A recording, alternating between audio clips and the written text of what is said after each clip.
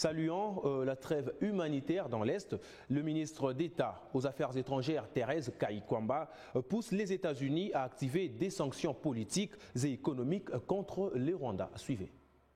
Pour la République démocratique du Congo, notre première priorité, c'est la sécurité et la protection de nos populations civiles.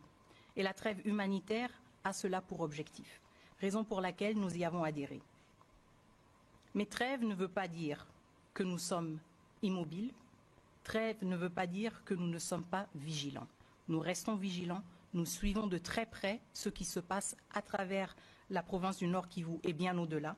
Et trêve ne veut surtout pas dire que le statu quo et donc la violation flagrante de l'intégrité territoriale de la République démocratique du Congo par les forces armées rwandaises est un acquis ou un statu quo avec lequel nous sommes d'accord. Donc, nous parlons d'une trêve de 14 jours, du 5 au 19 juillet, mais nous parlons aussi d'efforts diplomatiques qui vont continuer pendant cette trêve et après cette trêve.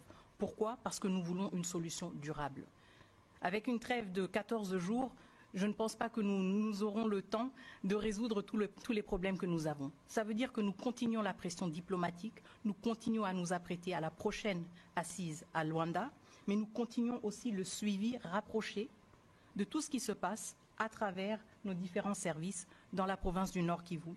Et nous soulignons aussi qu'il y a un dispositif mis en place pour le suivi et le monitoring du respect ou non-respect de cette trêve par les États-Unis d'Amérique.